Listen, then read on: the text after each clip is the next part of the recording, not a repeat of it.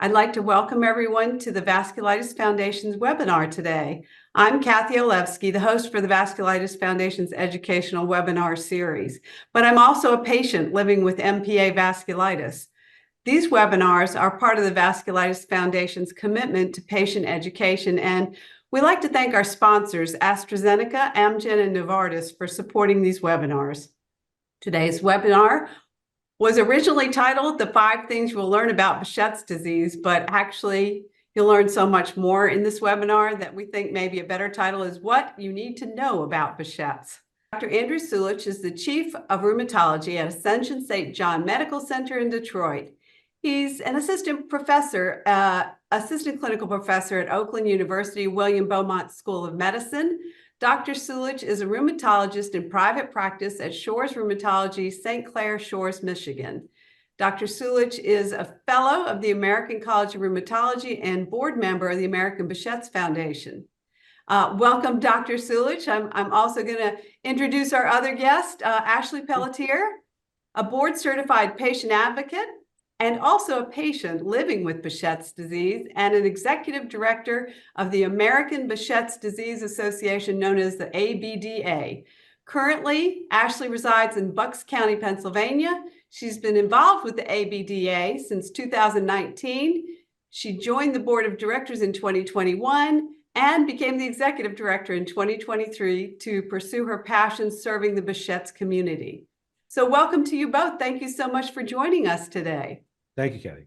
Thank you. Thank you for having us. It's great to have you, and we should probably look at the chat box. There have been a lot of answers. I've seen everything from 2 years to there's one that says 17 years. So just wanted to let you all know that there's a wide range in there. One says approximately 20 years. So that's quite a range of how long it takes people to get diagnosed. I'm sure we'll touch on that today. Dr. Sulich, before we get started, did you have any disclosures? No, my disclosures are that I do pharmaceutical research, phase 2, 3 trials with AbbVie, Novartis, AstraZeneca, but I have no conflicts with this talk. We're not doing any Behçet. We're not doing a Behçet's trial at this present time. Okay. And if you would, it would be great now if you would share your screen and take us forward in educating us about Behçet's. Yeah, I may have all those titles, but I'm not very good on tech. So let's just see. No problem. Take your time. Let's see if I can share my slide project. Let's see. So, share with that, right? Okay. Perfect. There it is. So, okay, now how do I get rid of all? Oh, sorry. Let's get rid of. Okay. We can't see anything but your slides. It looks great. Okay, I can see a bunch of things going on here. So let me just get rid of these, right? So I can see my slides. Okay, great. All right, perfect. Thank you, Kathy. Okay, thank you, Ashley. So my name is Andrew Sulich. I'm a private practice rheumatologist. I've been practicing now for 31 years. You're always humbled because there are no two people alike in most of the diseases I treat, especially Behçet's disease. So even though I'm going to give you a kind of an overview of it, we always have to think about personalized medicine. And not everyone is a cookie cutter that presents in the way I'm going to discuss this. And that's why I think is the art of medicine, which makes it exciting and continue to be treated. So this is understanding Behçet's disease, okay? So get a little bit of background on it. Let's see if I can press my advancer here. There we go. Okay. So if you look at basically the title here says Behçet's disease is a chronic inflammatory disease, but it's rare. Now, it depends where you're at. So the little history lesson here, if you look to the right of your screen, all the way from Spain, all the way across into Japan, was the Silk Road. And it was around 1500 AD, all the way up to about 500 CE, where you saw this was a transportation route for trade.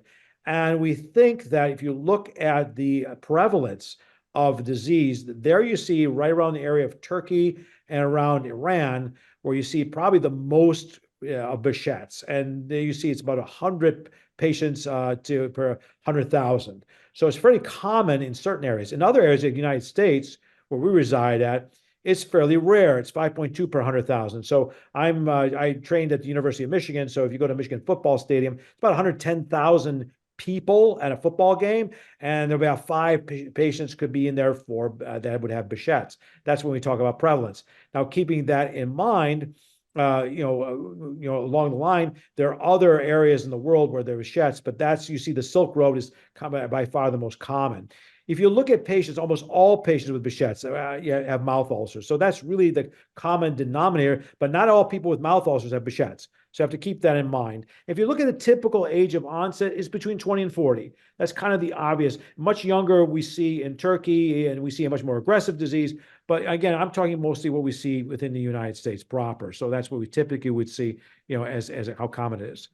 The question is, why do I get Behcet's? So when patients see me, once they make a diagnosis, why do I get that? Well, there are certain triggers that could happen. We have environmental triggers like viral and bacterial agents. They think that the Silk Road may have a communicative disease. So when you went all the way across, you could have been carrying certain infections along with you. And so streptococcus, herpes simplex, you've had people with Epstein-Barr, all kinds of pollutants maybe out there, chemicals and so on, but they have to be exposed to the right genetic mix. And so if you look at predisposition, there are genetic factors involved. There are people that have first-degree relatives that have Behcet's. There is one genetic allele there, HLAB57. It's commonly seen in Behcet's patients. Typically we see in Iraq and in Turkey and in Iran. Well, we don't always see that in the United States. So it depends upon where that genetic marker is in the general population, because the general population may have the genetic marker, but that doesn't necessarily mean they have Behcet's. So it's not a diagnostic criteria, but we use sometimes that as a measure to see, are you at risk? Then there's an immune response. Obviously, if you mix the right situation, you're genetically predisposed. There is a trigger out there. There's an inflammatory response. And think of Behcet's is a vasculitis. That's why the vasculitis network is putting this on, because it is a vasculitis, but it's going to present clinically differently. But the most common thing you're going to see is inflammatory changes within the mouth, which is typically mouth ulcers. If you look at what they call cytokines, these are proteins, they're chemical messengers. They're all elevated. And we see them in other diseases as well. So we kind of always borrowed from other diseases to treat our Behcet's patients. We're now looking for drugs that are specifically targeted for Behcet's. And inflammation, which is kind of a broad term, is really discussing about where these events are occurring. Are they regional, such as mouth ulcers and skin disease and joints, or are they more systemic, such as vasculitis throughout the entire body? So again, that's really where the challenge is in terms of how we manage and treat our patients. If you look at the distribution of organ involvement, we call these domains, okay? By far, the vast majority of people, 98%, are going to have mouth ulcers. Sometimes they don't present with mouth ulcers, they present with genital ulcers. This can be very, very sensitive and embarrassing, especially to a younger person who, for the first time, presents with such a painful. These can be very painful. They can be vaginal, or they're typically on the scrotum, and they could cause scarring. So they tend to be more aggressive ulcers. So you get oral and genital ulcers. Skin lesions, they're very subtle. They can present with acne, all the way to a condition called erythema nodosa, which are painful red lesions on the lower extremities of your legs. That can be a presentation. Ocular involvement, they say 50%, mostly are the ones that we see in the aggressive diseases, but 50% of the patients will present with what we call uveitis, which is inflammation of the eye tract, the eye that goes from the front of your eye to the back. Typically, Behcet's is called posterior. It happens in the latter portion of the eye, the back portion of the eye. That's when it's able. So if you see an ophthalmologist and they say, we may diagnose you as posterior uveitis, that can be, again, and you may have a history of mouth ulcers. That's a high signal that this is Behcet's disease. If you look at joint involvement can be fleeting. It's good news, it's not deforming, but it can involve the smaller joints. But sometimes I see elbows, knees, ankles. It can come and go. It's about 50% of the time I see the patients that present with this. And then going down the list, you'll see less and less heart involvement, gastrointestinal, neurological. If you have vasculitis, it can involve the central nervous system, and that's the most severe cases that we see. And gastrointestinal can present as colitis. And so sometimes people are misdiagnosed with Crohn's disease where they actually have Behcet's. So it's a typical area in the bowel that this occurs. And I was lucky to have a Turkish gastroenterologist. So he could tell the difference just by looking at it without even getting a biopsy that, this is, but vast majority of people, you need a biopsy to see that this is not Crohn's disease. So again, notice it says on there, symptoms vary across different regions and different sexes. So we got to be cautious about how we interpret these. Many patients are going to present in the United States. I see our oral ulcers, skin lesions, ocular disease. If I have clients from the Middle East, here in Detroit, we have the largest Arab population in the country.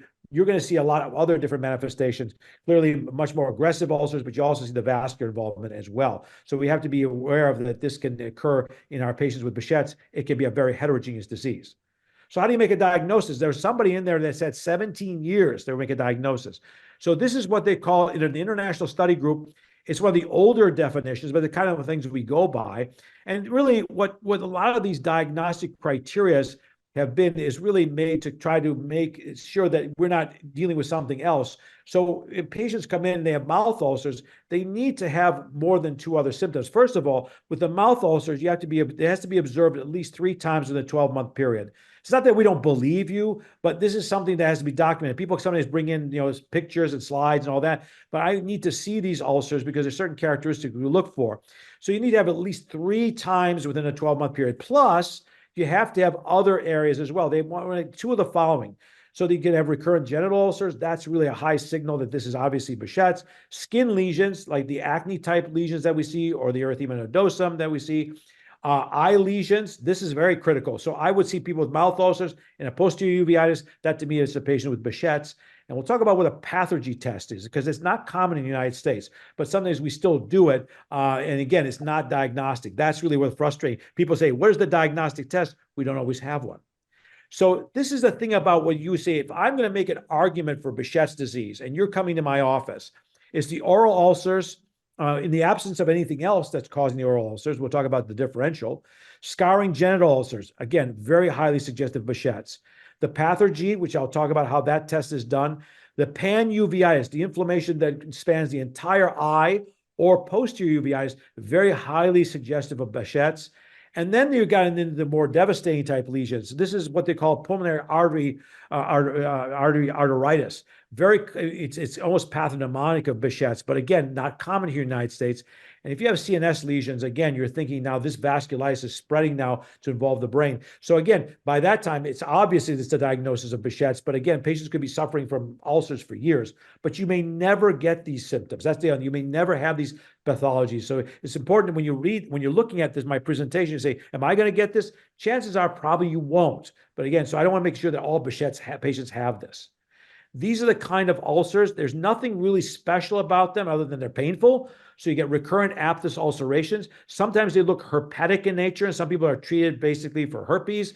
But again, biopsies don't tell us much at all. So people get biopsies of their ulcers all the time with their ENT or their oral surgeons. It doesn't really add to much to anything like that. They can be multiple or single large ulcers too as well, and they're very painful. You won't see them around the lips. So if you look around what they call the keratinized surface, you're not going to see them. So again, that's not, when I see an ulcer that's on the keratinized surface, that's not a Behçet's ulcer. So this is why we need to see them. This is the pathogy test. Now, this is something that you can do in the office. It sounds like we're being very cruel. We're putting a needle into your skin, and what we're looking for is a reaction. That reaction is a pustule. And it usually happens, you see on the A, B, and C, that should show a little bit better, this pustule that goes in. Some patients, when they get their blood drawn, they tell me, when I get my blood drawn, I get this like pustule. That's a pathogy test. Now, patients in the United States have this? This is very uncommon in the United States. This is more common I see in the Middle East and the Far East. So again, we do it because it's non-invasive. It's relatively non-invasive, almost painless, and it gives us some information. But just because you have a negative pathogy test, it doesn't mean that you have Behçet's. You can still have Behçet's, and pathogy can be found in other diseases such as Crohn's. So we got to be careful that one test is not going to make that diagnosis. So we had that polling number. If you look at it, it takes an average of 5.3 years to make a diagnosis. If you think about any other illness that we have in medical field, could you imagine making 5.3 years for making cancer a diagnosis or heart disease a diagnosis? I mean, it's incredible, but that's what it is, because you can have recurrent ulcers and not anything else. So sometimes people feel very frustrated. They go from doctor to doctor seeking therapy. Why can't I make a diagnosis? Why can't you diagnose me with Behçet's disease with just ulcers? That's a potential problem. So again, you think about there's not only the oral ulcers, but we have to look for some of the subtle signs, the joint disease, the skin rashes, and some of the other more systemic features. They obviously will make it solidify our diagnosis correctly. The problem with problem with ulcers is not everyone has, with ulcers, I said, has Behcet's disease. So we would see other types of issues with ulcers. We see it sometimes with menstruations, in terms of, vaginal ulcers, something, smoking cessation, trauma. Celiac disease can sometimes present this way. Inflammatory bowel disease, okay? There's sometimes I've had people with recurrent ulcers that present later on, they have actually inflammatory bowel disease. HIV, so everyone gets screened with HIV nowadays. We look for deficiencies, particularly B1, B2, B6, and B12. So that's an easy blood test to get. There are some hematological disorders. There's a so-called cyclical neutropenia, sometimes because the white cell count goes down. We see sometimes cancers like myeloproliferation and myelodysplasia. And I've had 2 ulcers referred. With my PA was very astute on finding that even secondary syphilis can present this way. So you have to go through a differential to make sure that you're not missing anything. So not every aphthous ulcer has to do with basically Behcet's. So, and again, there is a condition called also recurrent aphthous stomatitis as well. So again, we were kind of hesitant just jumping on a diagnosis of Behcet's until we exclude all these things. So we look at management. Once you make a diagnosis, which is not always easy, I always said to yourself, is really what organ involvement do we have? And then we have to assess damage. What is your risk for progression? So we look at organ damage. Again, the most likely we see typically are going to be oral ulcers. Sometimes here in the United States, we see GI, we see arthritis, we see skin disease. We don't see so much of the severe disease, although sometimes as a referral center, you'll see more of it. But those are the people that we think once they start developing the vascular lesions, that's something that's critical. So that's why I use as my dividing line, where I use pretty aggressive immune suppression versus someone with mouth ulcers. I may use something regional or local therapies first. Progression. Sometimes Behcet's doesn't progress. Sometimes Behcet's goes into remission. So it's not every patient that is diagnosed with Behcet's is going to live for the rest of their life with Behcet's. So you have this arrow should be going up and down. Sometimes patients do well over treatment. Over many years, we withdraw them and they don't have recurrent ulcers. Other patients progress in terms of the severity of the disease. And factors such as age, relatively young age, gender, usually males have a worse prognosis. And again, more than 2 or 3 organ systems is a potential problem. And again, patients may concern about side effects too. So we have to have that discussion. We have a discussion about risk versus benefits. So first thing, when you doctor and when you see, you have to make the diagnosis. The second thing, you have to look at the distribution of the disease. Third, you have to look at potential damage. And fourth, if you start developing lesions that we are considered to be vascularized proper, we will go ahead and treat you on a more permanent basis, because those can progress on to develop from the venous system all the way to the arterial system. Behcet's is one of those rare diseases where the vasculitis can span from the smallest vein to the smallest artery. And so that's what really makes it challenging, is identifying those patients, because those patients are going to most likely be treated indefinitely due to the fact that their immunosuppression has to occur to prevent these clots and vasculitis to occur. So what do we do? So quality of life. We do quality of life measures because, again, pain and discomfort. I saw a patient today has lost 30 pounds because they can't eat, all right? That's a quality of life issue, okay? So that is an urgent way for me to treat them, usually with systemic disease medications. Fatigue is a problem, sleep disturbances, and other issues can occur. So you imagine if you're in chronic pain, you can't sleep, you can't eat, people don't know what your diagnosis is. There's a lot of secondary problems that can occur. So we see people with fibromyalgia, we see people with chronic fatigue. All these could be impacts because of your original disease and left untreated. The other thing I always want to tell my patients is very important. You are a normal human being. Just because you have Behcet's, doesn't mean you can't get other diseases. So I have patients call me on the phone saying, my Behcet's is acting up, I'm having a fever. That could be infection. So we got to be very cautious in interpreting some of your symptoms, and it needs to be evaluated, because the problem is that you could be something else, or you could acquire another thing. Like you develop chest pain, we think, well, no, it's maybe Behcet's. No, it could be coronary artery disease. So we got to be careful about that. So keep that in mind anytime you see the doctor, that we have to have an open mind. We can't tunnel vision you and just thinking that every one of your symptoms is related to Behcet's. Finally, treatment updates. I'll end on this because I don't want to go too long, but there are several ways that we can try to treat our patients. There's diet. We can talk about diet because, there's certain antihistamine releasing compounds that can be bothersome to your mouth ulcers, but we try to prevent infections. So one of the things that triggers Behcet's is infection. We can talk about vaccine. That's a controversial issue. I know that, but quite clearly, is particularly with regards to any kind of the preventable diseases, we try to obviously mitigate that. The next thing is the topical medication for oral ulcers. One of the newer agents, it's not new, it's been on the market, it's called Trental, pitoxaphilin. There's some clinical trials ongoing looking at perhaps making this topical, like a paste that I use some of my patients rather than using steroids. Steroids sometimes can be a nuisance when you're using a lot of it. And of course, if you swallow it, you can get some of the systemic effects. So this drug, you don't. Apremilast or Tezla was the first drug that was approved for oral ulcers in adults with Behçet's disease. So it's got an approval. And that was really one of the first drugs that was really approved for this. Colchicine is the other one that we use all the time, but that's an old drug. It's been out for a long time. And then you look at the other list of other agents that we borrow from other different diseases. Remember, I showed you that cytokine or those chemical messengers. These are agents that block those messengers. So now you're looking at basically the anti-TNF therapies, the tocilizumab, what they call Actemra, ustekinumab, Sclera, some of the JAK inhibitors. They're being utilized more and more in treatment of the inflammatory conditions if we think that your disease is getting into higher toxicity or potentially developing vasculitis. And then there's some invasive treatments. We realize that once you get arteritis or inflammation of the arteries, sometimes those arteries need to be repaired. And so obviously we're talking about also interventions locally for the treatment. And with that, I'm going to stop. And why don't I move on? And I think Ashley's got, her discussion here. I'm going to stop sharing. And then, of course, we can get to the question and answers. Well, that is great, Dr. Sulich. Thank you so much. I already learned so much and have questions. Sorry about that. I mean, that's you're taking a lifetime of disease and compartment in 15 minutes. So no, I hope you can elaborate some of those as well. I do. I think we're going to get some great questions and we are going to elaborate. But before we do that, I would love to ask you, Ashley, could you tell us a little bit about your patient story and about your work with the American Behçet Disease Association? Yes, I sure can. Let me go ahead and share my screen.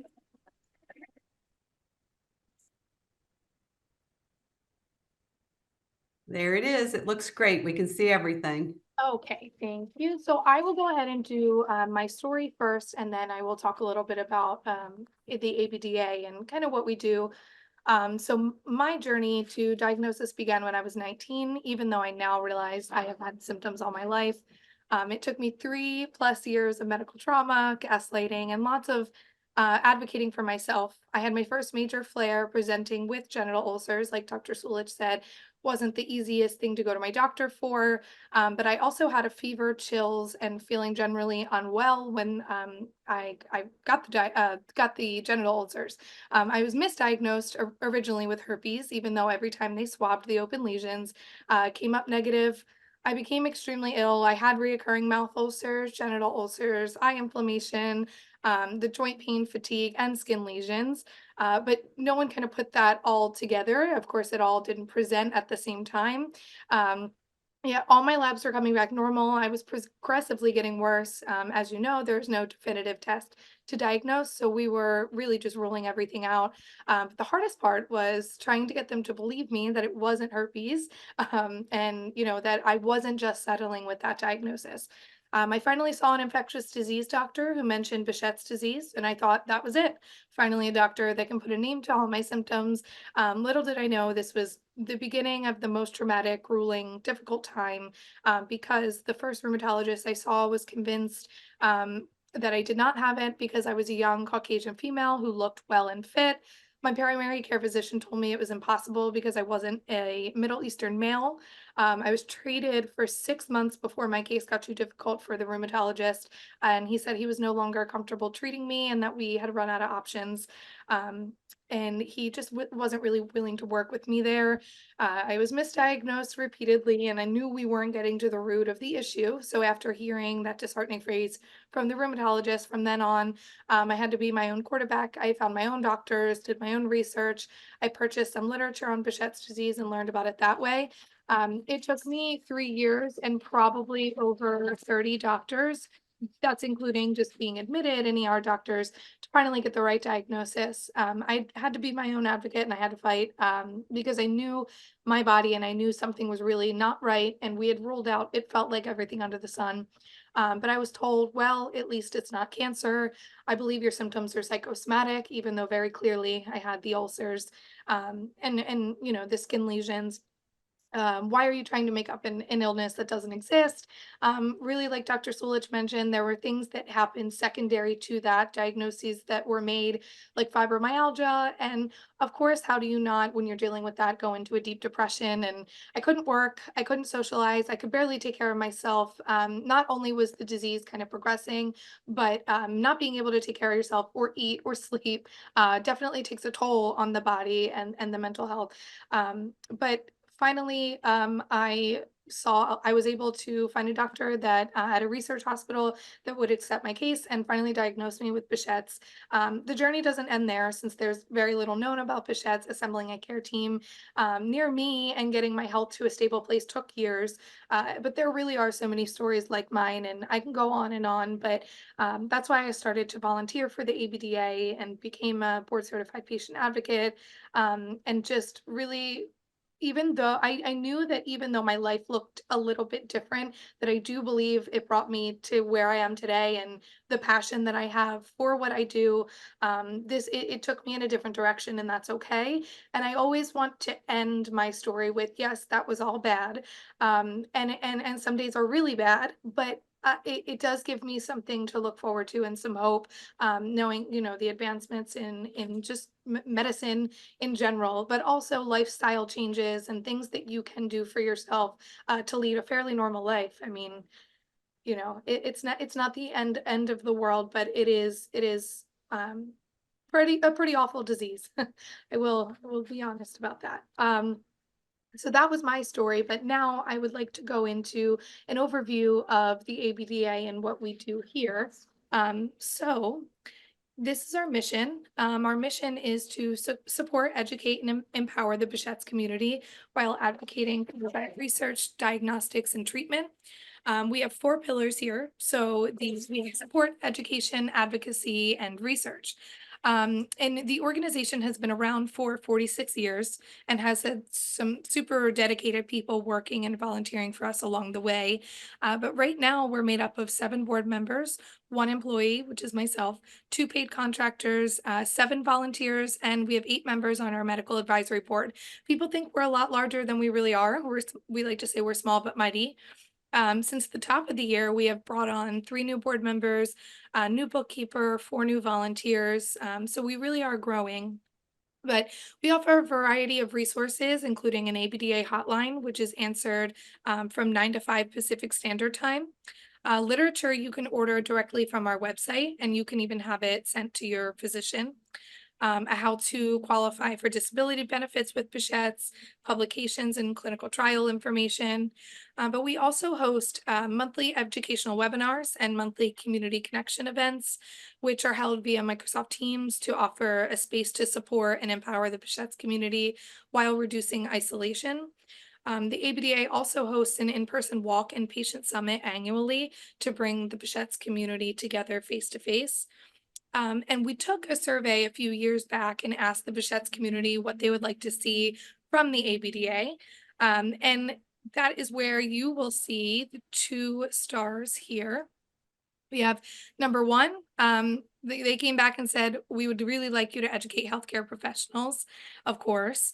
And number 2 was educate patients. And I believe, if I remember correctly, number 3 was reducing isolation and getting more involved with the community. So I can say, since that point forward, we have really focused on our education and support pillars, and we can plan to continue that plus more in the next few years. And these are kind of just the buckets in which what we do. We always make sure that we make sure that it's goes to our mission. I mean, there's so many things that will be introduced to us or that we would like to take on, but we really want to keep it at the support, education, advocacy, and research, and really just in the next few years focus on educating those healthcare professionals and educating our patients with our monthly webinars and all of the information that we find here with the ABDA. We always share with the Behcet's community. And where you can find us is www.behcets.com. And then we're also on Instagram, TikTok, X, Facebook, and LinkedIn, where we can connect with the community and you can see all of our updates and when we're hosting events, etc. So that's a little bit about us. Wow, Ashley, you are a very busy person. Thank you for doing all this for the Behcet's community. And if you can stop sharing your screen, we can see everyone's faces again and move to the question and answer section. I did want to say to everybody that there is a Q&A box, and if you can put your questions in there rather than the chat box, that helps make our job a little bit easier in getting the questions to Dr. Sulich or Ashley. I did want to start with a couple of questions that have been submitted from the Behcet's community through social media and other areas, and we'll get to the ones that people are asking today also. So, Dr. Sulich, the first one is, does the age at which the symptoms start have an impact on prognosis? Yes and no. So a typical, I'm sounding like a lawyer now. So basically, the younger the age of onset, particularly males, and that HLAB57 phenotype typically has a worse prognosis. On the other hand, because we're living in the United States, we don't see that kind, as to say always. I mean, it's there. I find that really age is a relative thing. You know, I mean, I haven't seen a Behcet's case diagnosed in the 60s, okay? But I think that the younger the patient, the more likely they're going to have an established disease. The older patients that I get, well, older, I remember I'm way over 40. So in terms of that range group, I think the younger the patient is most likely going to have, I don't necessarily a more aggressive disease, but necessarily than, say, an older. But you see the span, it ranged anywhere from 15 years of age up to 40. Mm-hmm. So Okay. age should not be a single defining factor. Okay, well, that's good for them to know. The next question is, could Behcet's be the cause of my ongoing cardiac issues, migraines, palpitations, abnormal EKGs? So that's a lot. So Yeah. again, I always warn people, Behcet's people are normal people in every other way. There's other Behcet's. So you're all susceptible to all the diseases that we all get, right? So keeping in mind that Behcet's can involve the lining of the heart, we call the pericardium, okay? So people can get sometimes pericarditis, okay? It's rare to see myocarditis, which is inflammation of the muscle heart of itself. Now, having said that, you have to be careful because many Behcet's patients are treated with prednisone. If you're on prednisone for a long period of time, let's say, maybe 20 years, even if you're on oral prednisone, it can affect the heart. So it may not be necessarily the Behcet's that's affecting the heart. It may be some of the treatments that we use that can affect the heart. So I would always sit back, and when I see a patient with a new complaint, I say, is it the Behcet's or is it something new? And I know it's seductive to say, put everything in one basket and treat it, but that's when the danger comes in. And that's when mistreatment happens. Like you miss an infection, you miss heart disease, you miss atrial fibrillation, which could be from something completely different. So to answer your question, there's certain things, if it was a pericarditis, yeah, I would say it's more likely Behcet's. Atrial fibrillation may not be, but you still have to be checked as a normal person. You go normal physical, normal exam, the whole point, especially as you get older. Well, and because you just said what you said about all those things, one of the people asking today wants to know, they have an aortic aneurysm and they want to know if that's related to Behcet's. Well, it depends. Well, if it's in the abdominal aorta, it may not be. Okay, so typically the classic Behcet's aneurysm is the pulmonary artery. So if you had a pulmonary artery aneurysm, that's almost pathognomonic. You don't really see that in other types of vasculitides. If you have an aortic, is it vasculitis or aneurysm? Because the aneurysm may not always be related to inflammation. So depending on the age of the patient, if they're very young and they have an aneurysm, that's inflammation, but that could be from a part of a vasculitis. There are other differentials in aortic aneurysm. GCA is one. There's another one, there's another condition with IgG4 disease. There are other types of inflammation that can present with aortitis. But the most common aneurysms that we see are due to basically plaque and calcium buildup and not necessarily due to vasculitis. So sometimes going into this, if I have a Behcet's patient, I believe that their aorta is inflamed, we want to treat that before they do any kind of surgery. Whereas if this is related to calcification, that doesn't have to happen. So that's very important to distinguish that. Is it due to aortitis? Or is it due to the fact of it's just related to calcium and plaque buildup, and that's causing the aneurysm? Or congenital. The other thing is it could also be congenital. It could also be fibrocystic disease. It can be a whole host of other things that can cause an aneurysm. Okay, thank you. I got two people, one from our pre-submitted questions and one from today that asks similar questions about Behcet's in African Americans. How does it manifest? What is the course of treatment? But the main question is, why aren't we studied and researched more, and why aren't these people that submitted it felt that they were not taken seriously because they were African American? Okay, so the short answer to that question is, it's not that I don't think that people say they're African American, they can't have Behcet's. It's just they don't fit the stereotypical mold as a Middle Eastern. Remember what Ashley said. One rheumatologist said to her, "You're not Middle Eastern male, you don't have Behcet's." That's a phenotype of the most classic we learn in medical school. What we don't learn are the subtleties, okay? And the tragedy of African American patients is two things to think about. One, they tend to be stereotyped to think, well, maybe this is sarcoidosis or something that happens commonly in the African American community, which is, again, you got to be careful about that. You can't just jump on that bandwagon. Second, I found a lot of African American patients, I mean, if you are familiar with the Tuskegee experiments, a lot of people are very leery. I mean, a lot of African American patients that I take, and these are well-educated people. These are people that, have been well-read. They know what's going on. There's a little reticent on this concept of experimentation. So that's on the treatment side. So I think what happens is when you go to what Ashley did, when she saw that rheumatologist and said, "You're not this person," that's the first mistake you make. And when I heard that, I thought, okay, that's a bad thing to do, because what you're doing is you're looking at the classic, and everyone can recognize the classic. We know that. It's the subtleties, that are the challenges. It's the people that come in. It's a woman like yourself that comes in their mid-30s with recurrent mouth ulcers. That's not the classic type of person. And because we don't have a biomarker to say, yes, that this is a diagnosis based on a blood test, this is what makes the diagnostic challenge. And a challenge requires sometimes holding a patient's hand. I mean, I've done it for literally a year on some of my patients. So the point being is I think they're not there because they think they're African American, they can't get it, the disease. Well, of course they can. Again, it's not as common as we see some of the other in races, but nevertheless, they absolutely can, and they should be taken seriously, and they should go to a vasculitis or a Behcet's expert.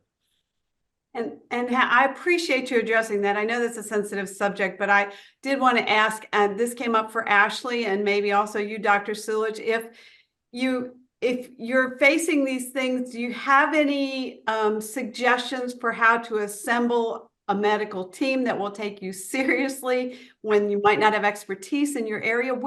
Ashley, where do you send people when they say these things? They say they're not taking me seriously, or they're not educated about it. So we actually, the simplest answer is we just uploaded a past webinar that we did on, we had a primary care physician speak who is also a Behcet's patient. She touched a little on how to advocate for yourself in a healthcare setting. And I also added to that, and that webinar is posted on Behcets.com, and you can kind of see, we unpacked everything in that whole hour. But the simplest answer is really you cannot just go along with a provider like that, or providers. Like you just have to keep searching.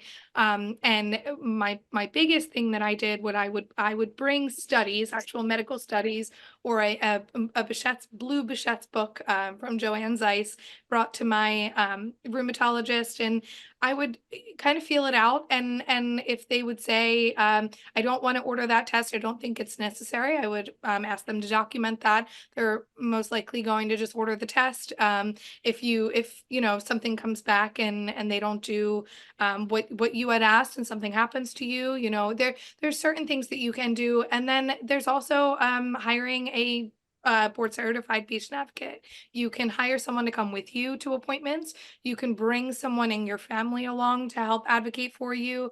There's a couple different options, but if you really want to go in depth on self-advocacy, I would visit our website and take a look at that webinar. It has some really great information. Okay, great. Thanks. And Dr. Sulich, was that the answer you think, or do you have anything to add to that? I do. I think, remember, Behcet's is a disease in evolution, okay? It's some disease I can walk in a room and I know it right off the bat. A gout is a classic example, or polymyalgia rheumatica. It's there. It's presented itself. It's in full form. I can make the diagnosis, no problem. That's a hallway diagnosis I can make, all right? This is not that. This is a disease in evolution. So when you see a rheumatologist and they say, well, you've got recurrent ulcers, okay, but I'm going to observe you for the next 6 to 12 months, okay?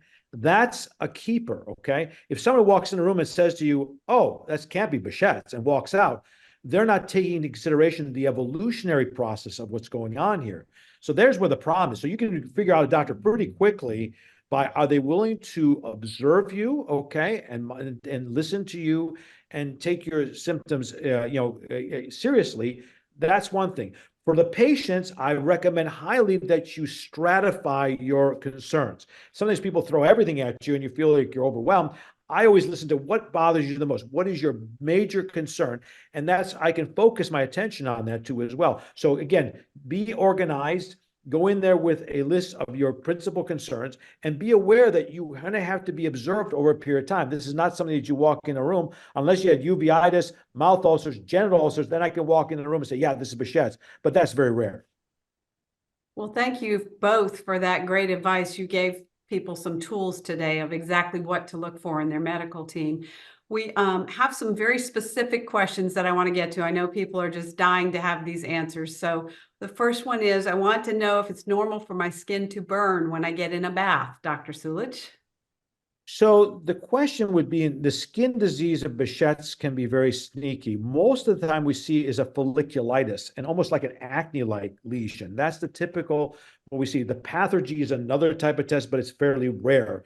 And then we see sometimes erythema nodosum, which can present. These are these painful red nodules, which, by the way, is not diagnostic of Behçet's. You can see this in other conditions as well. So, but when you talk about general burning sensation of the skin, you're talking about something being a hypersensitivity issue. So that's generally not necessarily Behçet's unless you're already hypersensitive. I mean, I've had many people, their pain threshold actually gets worse over time simply because they're not sleeping, they're not eating. All the things that Ashley mentioned about the cyclical process of this disease causing other problems down the road, that's the quality of life measure. But in general, it shouldn't cause you to burn your skin. But again, it's not the typical skin lesion of Behçet's. Okay, and here's another one. This person says, I have mild to moderate sores or ulcers on my skin from Behçet's. Does that mean I should take any extra precautions being out in the sun? So it's not so much, well, we all should take precautions in the sun, right? Skin cancer is on the rise. Correct. Okay. But here's the thing. If you start getting lesions, particularly in the lower extremities, okay, these are what they're called purpuric-like lesions, or they're called basically discoloration or venous-like lesions, okay? Stasis dermatitis is sometimes that's what they diagnose as. If you start seeing this, that's an onset of a venulitis or maybe related to an onset of vascular disease.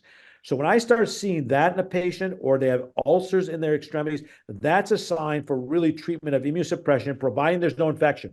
So the first thing we have to always make sure is there's no infection in these ulcers. If they're vascular ulcers, it requires a more aggressive type treatment because, again, they will progress.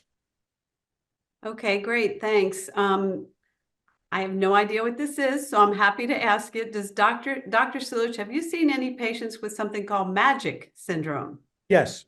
So the acronym is MAGIC syndrome is, so if you think of the inflammasomes, okay, there's a group of them out there which share certain common characteristics. So in MAGIC, sometimes you see, I forget the name of the acronym, but it's one of these syndromes where patients present with fevers, inflammation, serositis, a bunch of different, and they're all kind of categorized genetically or phenotypically. And it's in the differential. So MAGIC is in the differential of, because these patients can get ulcers, mouth ulcers. And so that's the tricky part. Fortunately, it's very rare, okay? And usually seen in much younger patients, MAGIC, than we see in my age or somebody would not present with MAGIC. So yeah, there are these situations. That's why I say you got to be very careful not to just jump on the Behçet's bandwagon when you have mouth ulcers and other symptoms. You have to be very careful. Familial Mediterranean fever is another one of these situations where people get mouth ulcers sometimes, but they get febrile illnesses too as well. So again, there's a whole constellation of these inflammasome type illnesses that can occur. Muckle-Wells is another one. So you're thinking of all the differential of these. Unfortunately, they're fairly rare, happen mostly in childhood, and the same thing with MAGIC, mostly that we see and not in adulthood. Where Behçet's is going to happen more in adulthood. Very interesting. Here's another one. I have no idea what it means, but I'm sure you'll help us clear it up. I have Behçet's. I tested positive for both HLA-B51 and HLAB27. Do you Wow, see okay. patients with Behcet's who tested positive for both? I'm a Yes. white female from the United States. Yes. So here's the problem. When we're talking about HLA is human leukocyte antigen. What this is on your chromosome 6, the HLA is really looking at how you identify self from non-self. These are our antigens that really define who we are, but also it defines who we're not. So again, it differentiates us from infection and bacteria and so forth. So the HLA whole system is a complex system that really measures, self-identity. Now, the problem with that is that in the patient population, they're sometimes associated with disease, sometimes they're not. So HLA-B27 is typically associated with the spondyloarthropathies, okay? And if you look at it, typically you have to know how much of the percentage of that HLA positivity is in the general population, and you're healthy. So for instance, in Behcet syndrome, if you go to, let's say you go to Iran or Turkey, it's HLA-B27 positivity is with Behcet's is about 6%, much higher as you go into into those areas. But what's more important is it could also be as high as 20% of the general population. So again, you can have both alleles. You can be positive. The question is, what's the phenotype look like? What do you look like? So if they say you're Behcet's, if you're HLA-B27 positive, but you don't have sacroiliitis, you don't have inflammatory bowel disease, you have psoriasis, you don't have that, then that HLA-B27 is really just an allele that's just floating, doing nothing, okay? Whereas the HLA-B51 is much more associated with Behcet's. But again, these are not diagnostic, neither of these are diagnostic tests because they can be found in the general population when they're healthy. So important for everyone to know what facts are diagnostic, as you said, and what are just things that have to do with your disease. So I appreciate you clarifying that. We had an interesting question. It says that you specified scarring genital ulcers are non-scarring genital ulcers, not diagnostic of Behcet's. No, there's nothing diagnostic about them. I think that the scarring one just raises your index of suspicion because the genital ulcers could be the first ulcers that would happen to Ashley, but also can be very aggressive too. And sometimes when they do the biopsy, the ulcer gets bigger. So that's sometimes is a problem that we see.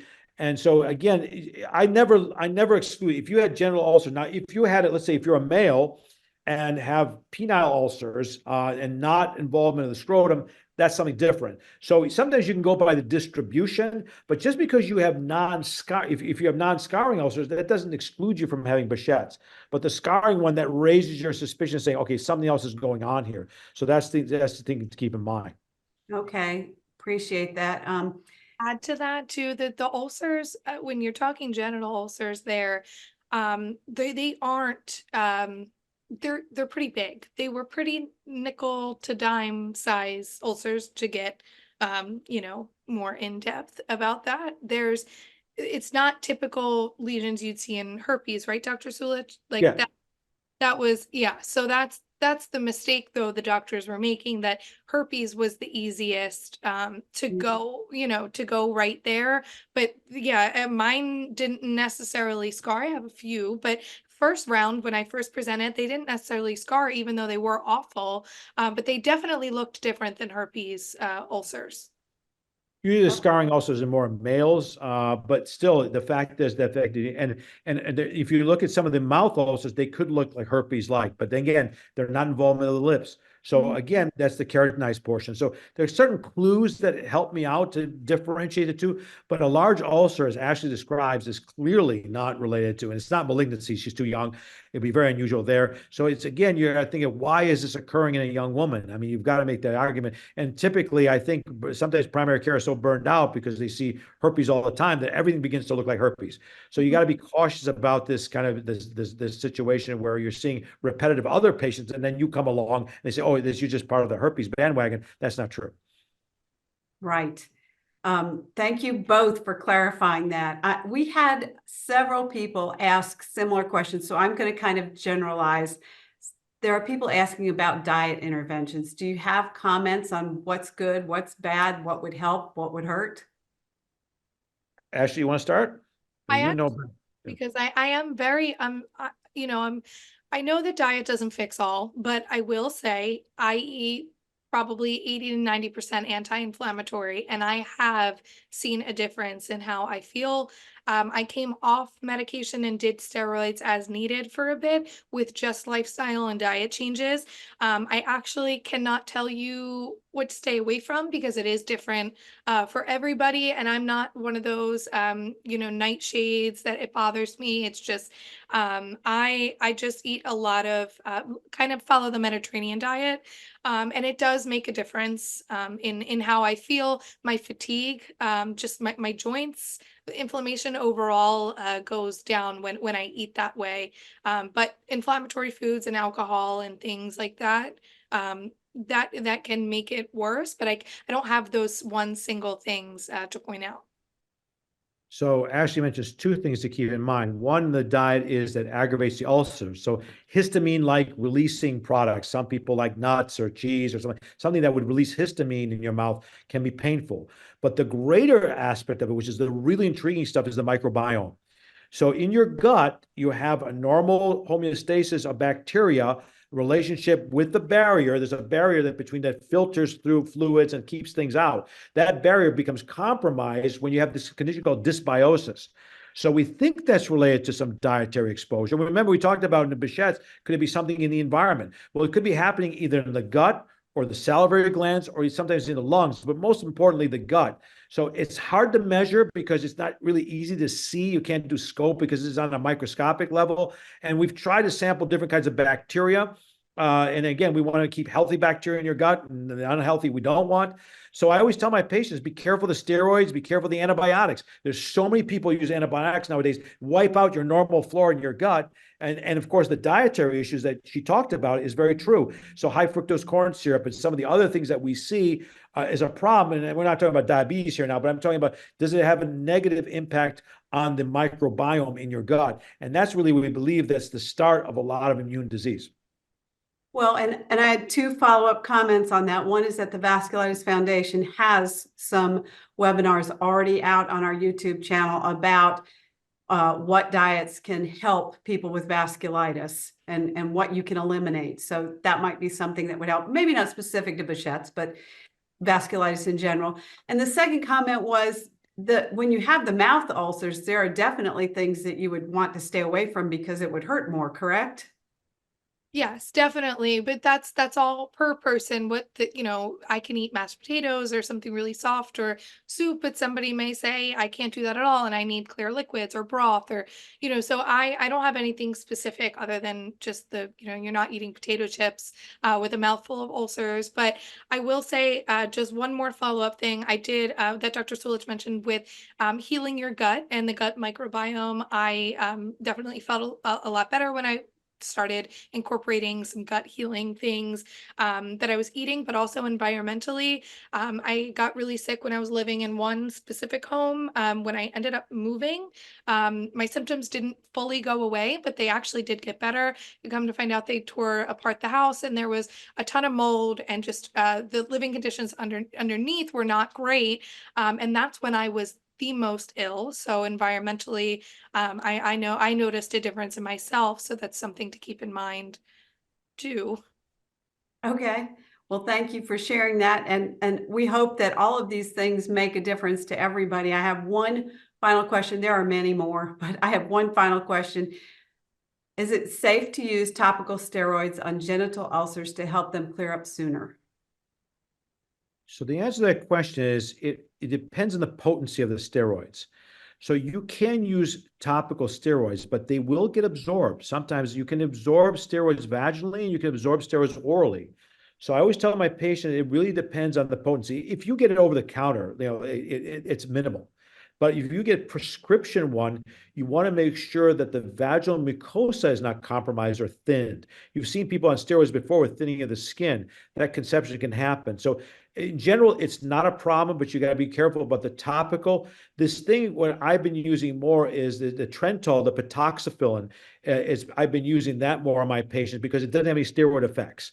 It's actually Trentol. It's actually used for vascular. It's been improved. It's actually generic medicine, but some people can crush it and make it into a paste. I sometimes have it compounded, so you don't get the steroid effect. Because if you use the steroids often enough, it can potentially be absorbed. So it depends on the potency of the steroids and how often you use them.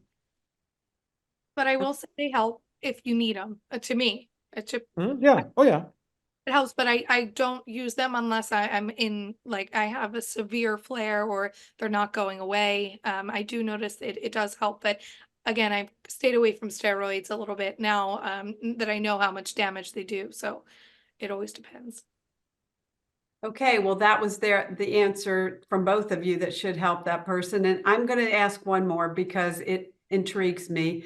In support groups, I have seen many females talk about the correlation between flares and their menstrual cycles. Mhm. I personally have found using birth control to skip periods has reduced my flares. Is this a practice you would support for a patient in your practice, Dr. Sulich? Oh, okay. So you've correlated the vaginal ulcer. Now you have a confirmed diagnosis of Behcet's, right? So because menstruation can sometimes cause ulcers too as well. So keeping that in mind. Now you're using birth control now. You say I need a little bit more details on how old you are, okay? Because obviously cessation of menstrual cycle over a long period of time could also be detrimental to women. So it really depends upon your age.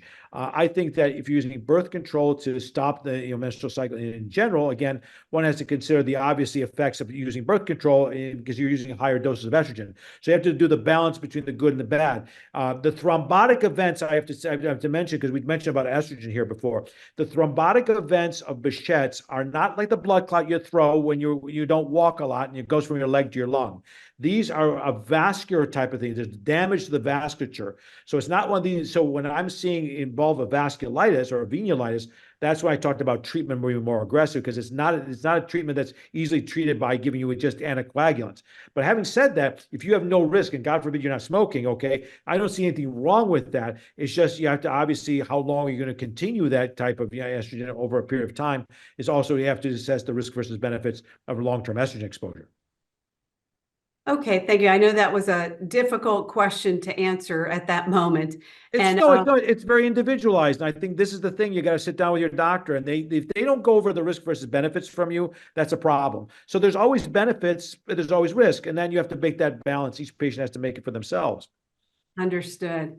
Well, I wanted to say, thank you so much to both of you for taking the time to go over all of these things with us and answer all these questions. We appreciate the time. There were so many comments in the chat box. You just wouldn't believe how appreciative they are of answering these questions that I guess it's really hard to get answered on their own. So I appreciate both of you very much. And so thank you for spending your time with us today, Dr. Sulich and Ashley. Do you have any final thoughts before I wrap up today?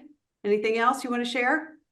No, I just want to say thank you for having us. It's great and happy Behcet's Awareness Day. And I really hope that you can lean on the ABDA for support or any information that you're still looking for here. We're always here to help. And thank you, Dr. Sulich. As a patient, I always appreciate an overview. Thank you. It's a pleasure. It's a privilege to work with a patient because it kind of codifies what you've seen all along. So it kind of reinforces what you're doing. Yes, and thank you to you both. And thank you for mentioning that as this is recorded today, it is National Behcet's Awareness Day. So thank you so much for participating with us. And we're glad that the Vasculitis Foundation could have this webinar for you today. And as a reminder, it will be published on the Vasculitis Foundation YouTube channel if you would like to share it with anybody else. Each person registered today for the webinar will get a follow-up email. And I did want to just share with all of you one more thing. As I share my screen, hopefully everyone can see it now. I want to say thank you so much to Dr. Sulich and Ashley Pelletier for spending their time with us today. Thank you to the Vasculitis Foundation for supporting us by providing these webinars, and also our sponsors, Amgen, AstraZeneca, and Novartis, for allowing us to do better with these webinars by providing them for us. We also wanted to ask if our viewers today are watching, if you know about the VPPRN. And I just want to say that if you ever wondered how you can have an impact on vasculitis research, the answer is that you should know about the VPPRN, the Vasculitis Patient-Powered Network. So I'm a patient champion for the VPPRN, and I encourage other patients to join the VPPRN and complete their biannual forms. It's just 2 forms twice a year. So it's a few forms twice a year, and it takes about 10 minutes. And I can't tell you everything about the VPPRN. So the best way to learn is by visiting their website that you can see here, vpprn.org. And what I can tell you is that it's a global patient registry. Patient data, that means your patient data, drives research in vasculitis, and by providing researchers with information about you and your experience, that's actually the key for advancing our knowledge of vasculitis. So we would like to thank the Vasculitis Foundation for hosting these webinars, and our sponsors again, and for the VPPRN for pushing forward on our research, so that it maybe one day won't take 5 years to diagnose somebody with Behçet's. So thank you so much to everybody, and that concludes our webinar today. Thank you, Kathy. Bye, everyone. Goodbye now. Thank you. Bye. Bye now.